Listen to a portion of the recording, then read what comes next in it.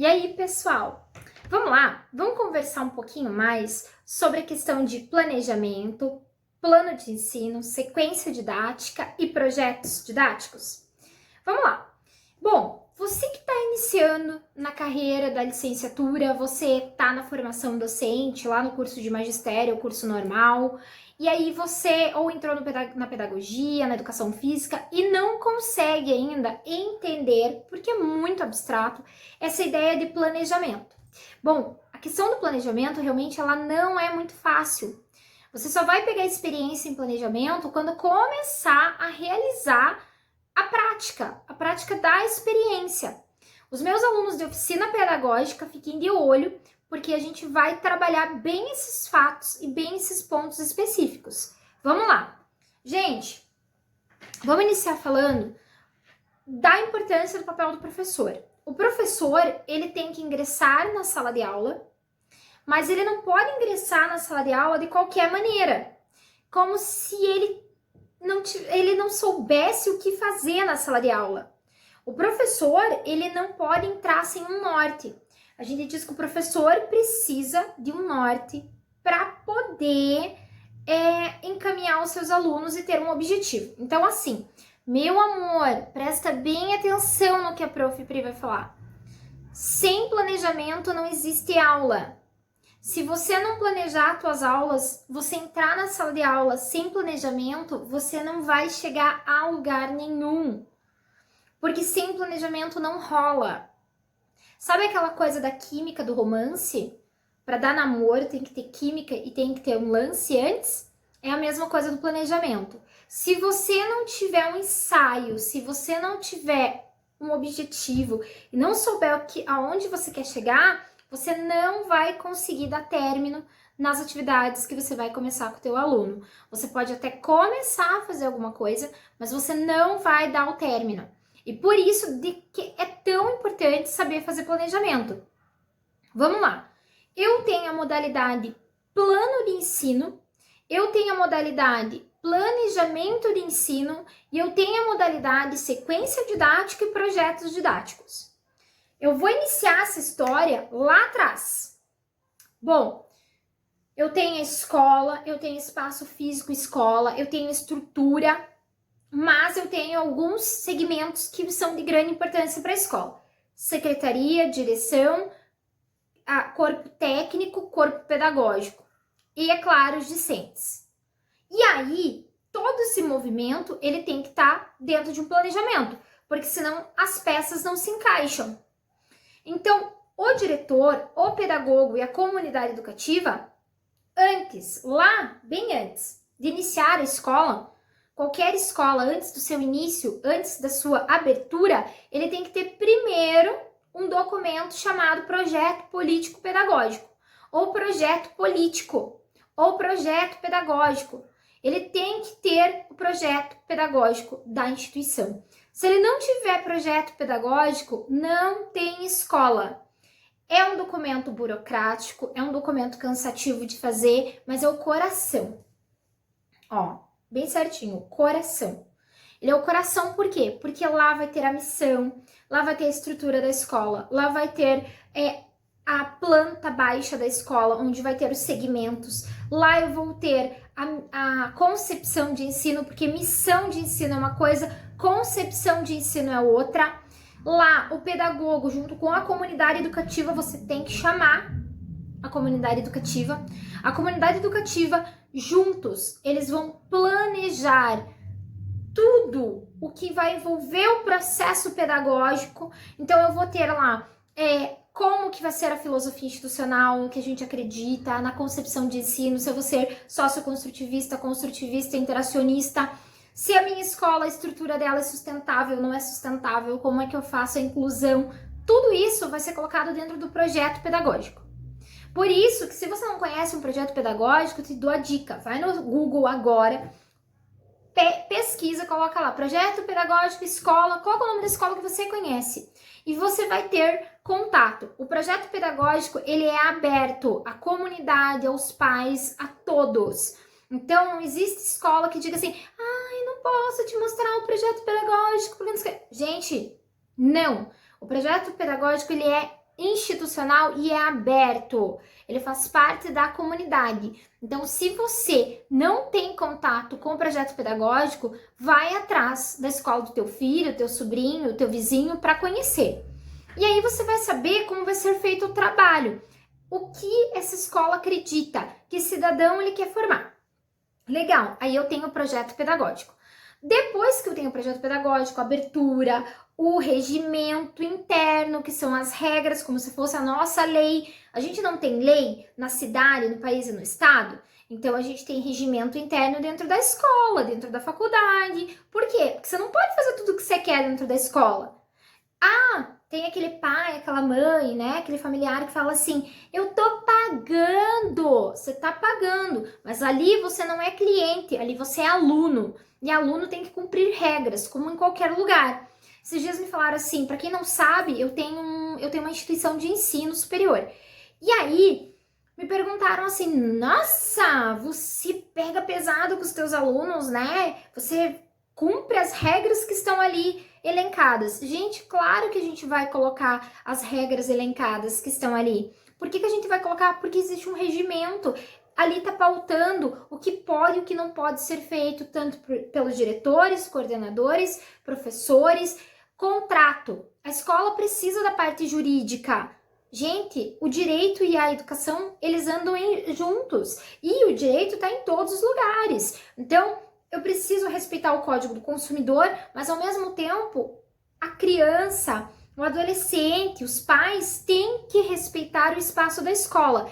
Se eu tiver, por exemplo, aquele aluno que está bancando confusão, que não está seguindo as regras da instituição, eu posso sim dar advertência verbal, eu posso sim colocar alguns condicionamentos para sua permanência dentro da instituição e, se for em último caso, o corpo educativo junto com o conselho escolar, que é o membro superior da instituição escola ou da instituição faculdade, né, que lá a gente chama, tem um outro nome, Assembleia Deliberativa, vão decidir pela saída desse aluno. Ah, mas o direito à educação é direito de todos. É direito de todos, desde que você esteja pautado, desde que você faça a coisa certa. Como eu falei, muitos pais acham que porque ele está pagando a escola, ele pode fazer o que ele bem entende e quebrar as regras da escola. De forma alguma. Existe até penalidade dentro do Código Penal que diz que perturbação ao trabalho, a pessoa que perturba o trabalho do outro, ele pode ser penalizado. Então, tem esse condicionamento. Por isso que toda escola, quando ela é privada e quando ela é pública, ela tem um termo. E esse termo, ele é lido pelo aluno, pelos pais do aluno, para tomarem ciência das regras institucionais, assim como do seu regimento, do seu projeto pedagógico. Muito bem, então a gente já sabe que para abrir uma escola a gente precisa do projeto pedagógico, a gente já sabe que precisa de regimento interno, a gente já sabe que a gente está pautado pelo direito, sim, que a gente é protegido por lei. Então, que ninguém pode fazer o que bem entende dentro da escola. Se é proibido usar o celular, é proibido usar o celular. Ai, faculdade, mas eu tenho livre acesso, liberdade de entrar e sair, não sei o quê. Legal, você tem. Mas se a instituição colocou a regra de que se você chegar 15, 20 minutos depois você não entra, você não entra. Se você não pode usar o celular, não pode usar o celular. E assim vai, né? Então, é condicionado sim. Então, a escola não é território de ninguém. A escola ela tem regras e limites como qualquer instituição, qualquer lugar. E se te perturbarem, muitos pais vão gritar com o pedagogo, vão gritar com o diretor, vão fazer escândalo na escola, professor, alunos de pedagogia, licenciatura, vocês estão pautados pelo direito. E aí, gente, como também é outra parte. Se, por exemplo, o professor desrespeita a família, desrespeita o aluno, a instituição, a escola pode fazer o desligamento desse profissional. Porque esse profissional também tem o regimento interno que está dizendo o que ele pode e o que ele não pode. Então, é para isso que existe o regimento interno. E aí, eu já tenho o projeto pedagógico, eu já tenho o regimento interno, eu já tenho os contratos, porque toda relação jurídica tem contratos a serem seguidos.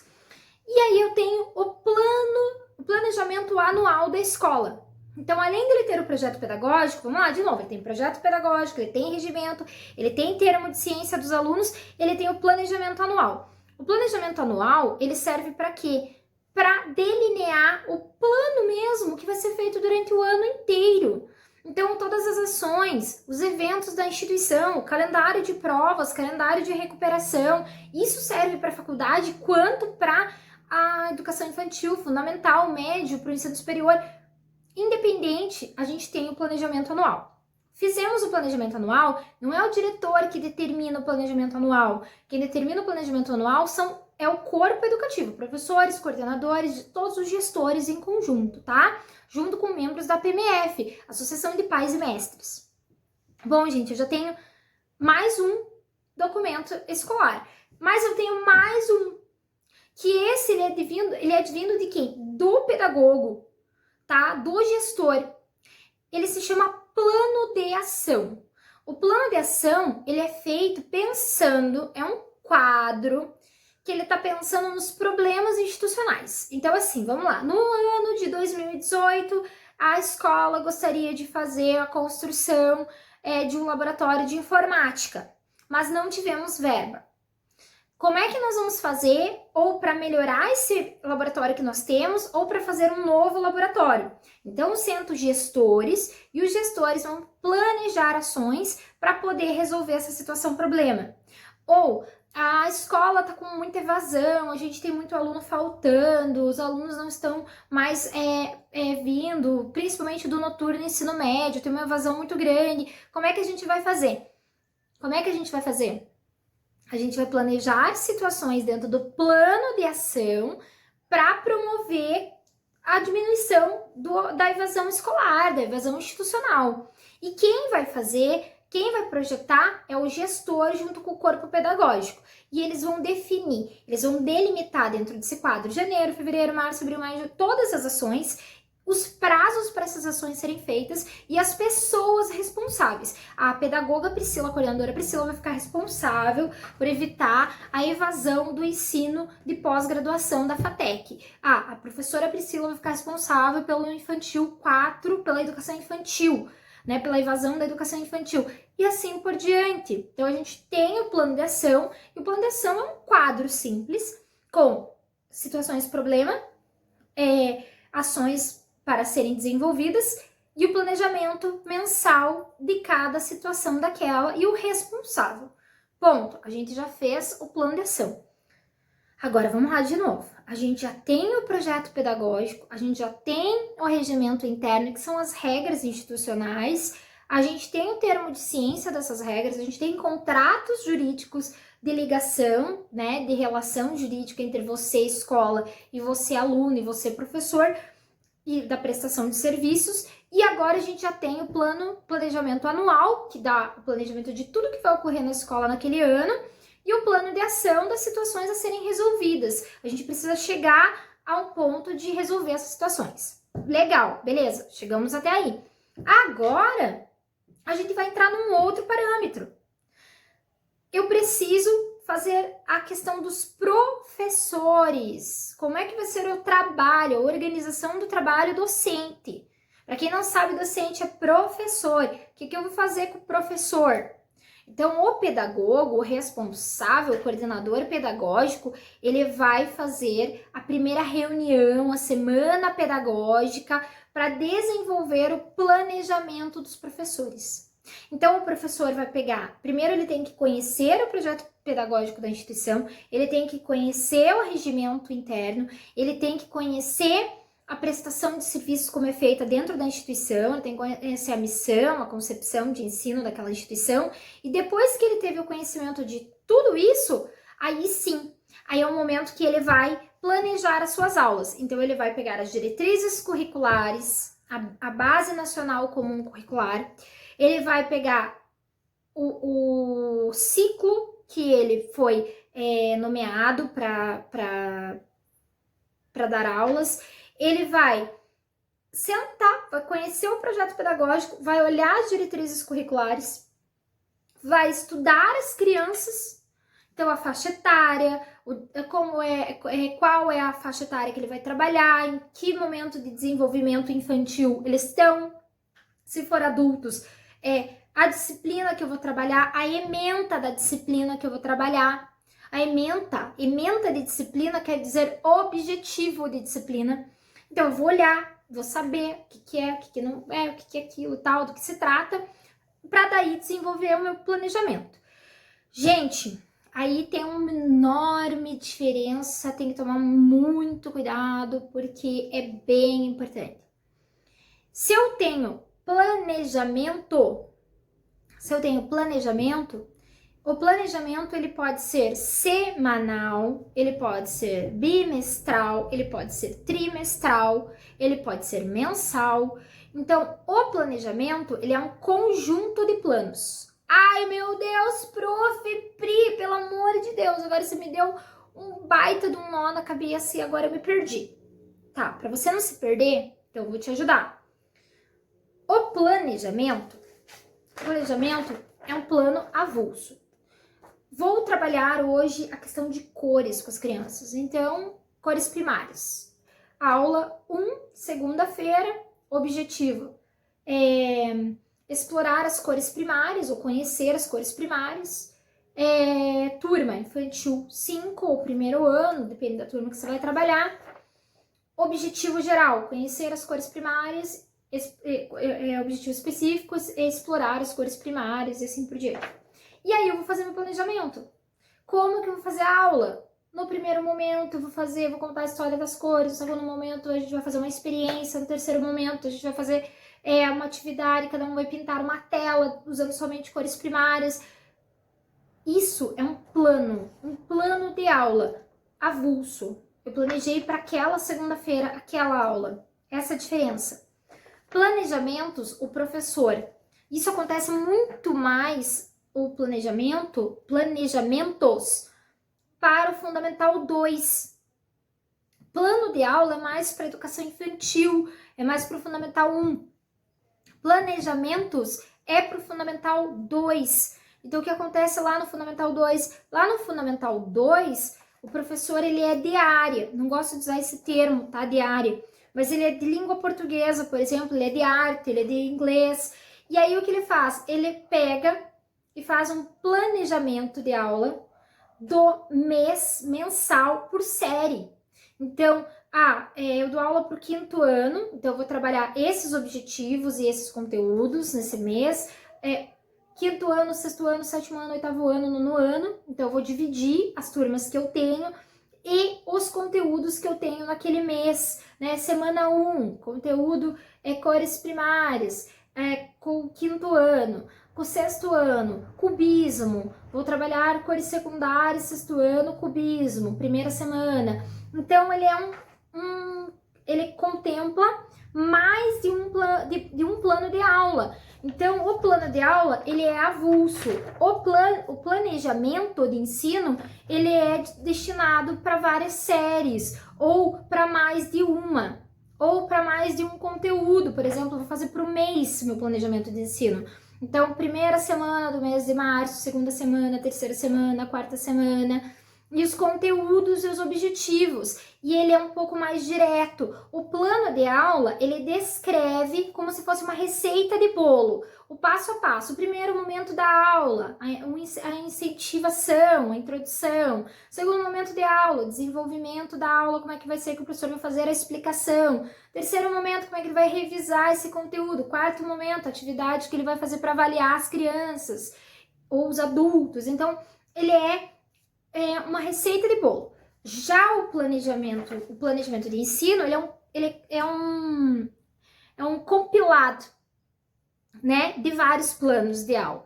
Então, ele já é um conjunto de planos de aula que eles não precisam ter ligação entre si. Ele é um conjunto de planos. Ele é usado mais para o Fundamental 2 e para o ensino médio, tá? Principalmente. E para o ensino superior também, porque a gente usa o planejamento de ensino no ensino superior, porque vários professores do ensino superior, eles não dão aula só para o primeiro período daquele curso, segundo período, terceiro período. Eles usam para maioria, eles dão aula para a maioria dos períodos. Então, ele usa um planejamento de ensino e ele faz lá primeiro período de pedagogia, os conteúdos que ele vai trabalhar, segundo período, terceiro período e as ementas do que ele vai trabalhar. Ementas é o que ele vai trabalhar, por frases soltas dentro do ementário. E aí, eu tenho essa questão do plano, então, e do planejamento. Vocês já entenderam, o plano ele é avulso e o planejamento é um compilado de vários planos de ensino. Dentro disso, eu ainda tenho duas outras modalidades. Eu tenho a sequência didática e eu tenho projetos didáticos. A sequência didática ela é utilizada principalmente na educação infantil, mas nada proíbe que você use lá no Fundamental 1 ou Fundamental 2, mas ela é mais utilizada na educação infantil. O que é a sequência didática? A sequência didática, ela é também, tá, um compilado de vários planos de ensino. Só que tem uma diferença do planejamento de ensino. Ele tem uma diferença.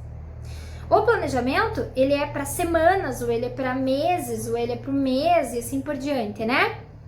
Que é diferente do plano avulso. A sequência didática, ele vai trabalhar um conteúdo específico. Então, por exemplo, eu vou trabalhar cores e eu vou fazer várias sequências didáticas. Sequência quer dizer dar prosseguimento. Então, eu vou usar um conteúdo, eu vou pegar aquele conteúdo e eu vou desenvolver várias atividades do mesmo conteúdo. É uma sequência didática. Ela é mais objetiva sobre aquele conteúdo. Então, eu vou explorar dentro das cores. Eu vou trabalhar cores primárias, cores secundárias, cores neutras, cores quentes, cores frias. Eu vou trabalhar a cor branca, a luz branca.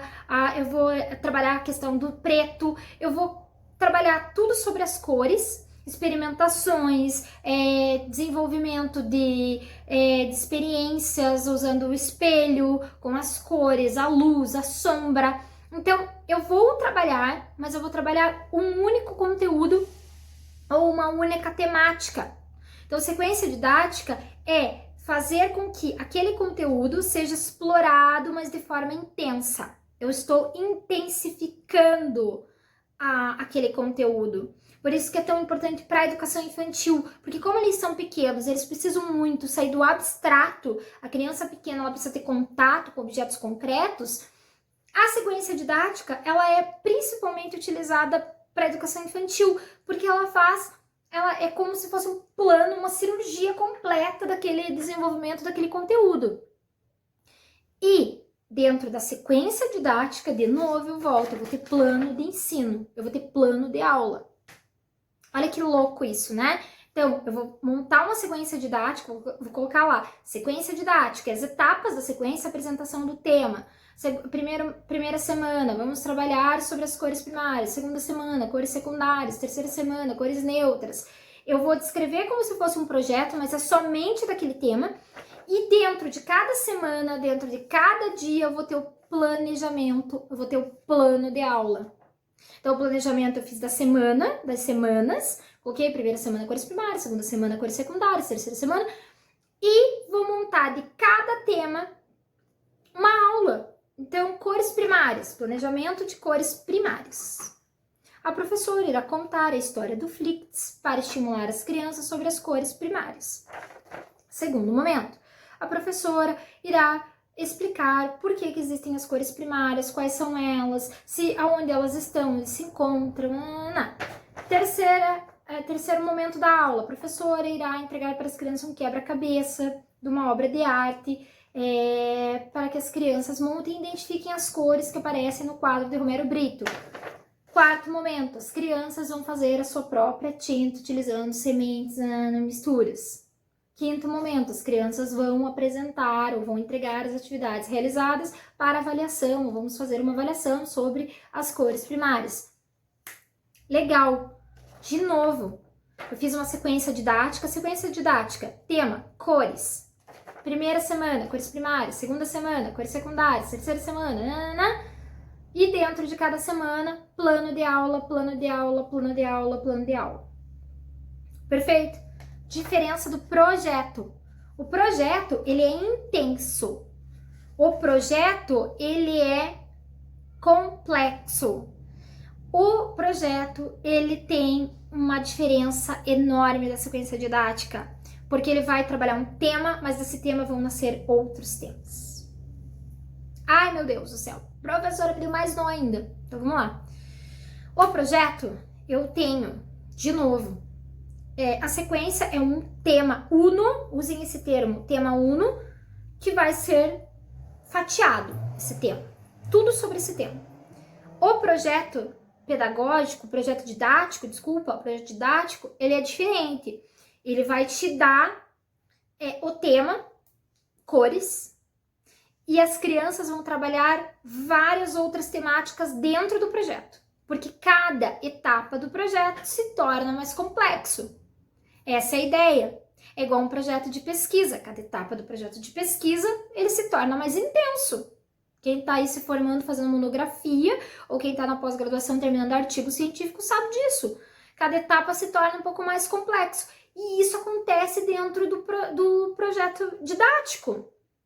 Então vamos lá, eu vou trabalhar cores, mas o meu projeto didático das cores, eu vou trabalhar o quê? Eu vou trabalhar de onde surgem as cores, eu vou trabalhar a questão, um texto, uma poesia sobre as cores. Então eu escolhi lá um poema sobre as borboletas, que fala da cor das borboletas, e aí eu vou trabalhar já literatura dentro dessa temática cores. Dentro da matemática eu vou trabalhar a questão de probabilidade, estatística, vou fazer gráfico com as crianças sobre as cores que mais aparecem em nossa escola ou no bairro. Aí eu vou trabalhar já outro conteúdo, ciências, experimentações, a luz branca, a questão do espelho, da luz, do arco-íris, o que é o arco-íris, que é um reflexo. Então, entrei em ciências, história, eu vou trabalhar a questão da cultura histórica, por exemplo, no Brasil, vou trazer o que cada região, no decorrer da história, as cores das roupas dos índios, então, o que o índio usa de acessório, né? Os acessórios dos índios, na verdade não é a roupa, é o acessório do índio, as cores que mais aparecem. Vou trabalhar a história do próprio Brasil, vou trabalhar a questão da cor da bandeira e da geografia. Na geografia eu vou trabalhar questão de território mesmo, cada território, as pessoas, vou trabalhar a diversidade humana, a cor das pessoas, a riqueza das cores do ser humano. Então eu vou trabalhar por território geográfico e assim por diante, né? Por que por exemplo, no sul as pessoas são mais brancas do que pardas? Porque na região sul teve a colonização europeia. Então eu vou trabalhar vários temas dentro do projeto. Vocês entenderam isso, gente? Vocês entenderam que do tema cores eu fui para literatura, eu fui para matemática, fui para história, fui para geografia, vou pro inglês, as cores em inglês, vou pro espanhol, vou para educação física, vamos brincar e coelhinho sai da toca no movimento e a cor do bambolê. Gente, quanta coisa! Ele vai se tornando mais complexo e a ideia final é semelhante do projeto da sequência. Vamos lá. A sequência didática vai trabalhar um único tema, uno, mas ele vai fatiar esse tema, tudo sobre esse tema, e no final eu tenho que produzir um produto final. O projeto didático é a mesma situação. Eu vou terminar esse projeto didático e lá no final eu tenho que apresentar um produto final. Uma construção do que nós fizemos. Entenderam? Então, o projeto didático ele tem um passo a passo, a sequência didática tem um passo a passo. A sequência didática ela é mais simplificada, então ela não leva meses, ela pode levar semanas, algumas aulas, mas ela não leva meses. O projeto didático, muitas vezes, ele acaba sendo o ano inteiro. Tem projeto didático que ele se transforma anual, que o produto final dele vai ser lá no final do ano na Feira de Ciências. Então, ele é complexo, as etapas do projeto didático, ele é complexo. E por isso que é usada principalmente com os maiores, Fundamental 1, E2, E médio e faculdades, ensino superior. Por quê? Porque ele é um alto desenvolvimento de etapas. Então, cada etapa, ela fica um pouco mais difícil, é como se fosse um jogo. E a gente vai elaborando novas atividades sobre aquela temática e assim por diante, tá? E para finalizar, a gente tem também as rotinas. Mas a rotina é utilizada principalmente na educação infantil, o quadro de rotinas, planejamento de rotinas. E no ensino fundamental 1. O que é o planejamento de rotinas? É a rotina da semana. Então, essa rotina não é de conhecimento, não é de ensino-aprendizagem, é rotina educativa. Por quê? Porque é aquela rotina que a gente tem lá, por exemplo, no primeiro momento as crianças vão chegar e tomar o café da manhã, no segundo momento elas vão fazer uma atividade, no terceiro momento elas vão para o parque, no quarto momento elas vão fazer higiene, no quinto momento elas vão para o almoço, no sexto momento elas fazem o soninho. No período da tarde, no primeiro momento fazem a higiene novamente, ao acordarem, segundo momento vão para o parque, no terceiro momento voltam para a sala, realizam mais uma atividade lá da sequência didática, né, plano de aula tal, e no final da tarde assistem um filme para esperar os pais. Isso é a rotina. O que a criança vai fazer de prática educativa. Não é de prática de ensino-aprendizagem. Tem muito grande essa diferença. Ensino-aprendizagem é trabalhar com conteúdos para alimentar conhecimentos. Prática educativa é a rotina, questão de limite, de horário, de limitação de regras dentro da instituição. Por isso que eu falei, às vezes acontece principalmente, quer dizer, acontece, né, com a educação infantil, com o Fundamental 1, porque eles são pequenos, eles não entendem muito a rotina ainda, eles vêm de casa, eles não têm ainda essa questão do momento disso, daquilo, eles estão se organizando ainda, então a instituição ela acaba colocando o plano de rotina. Então, um quadro didático de rotina. Segundo, que temos na segunda, na terça, na quarta, na quinta e na sexta, tá?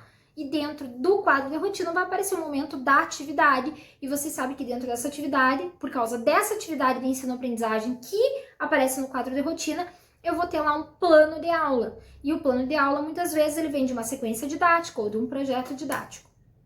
Certo? E todos esses conteúdos, professora Priscila, da onde eu vou tirar da minha cabeça para trabalhar com as crianças, com os alunos? De forma alguma. Você tem lá a BNC, a Base Nacional Comum, né, que vai te dar o embasamento por faixa etária, é um documento do MEC e que você vai utilizar a Base Nacional Comum, tá? Para você poder trabalhar com as crianças.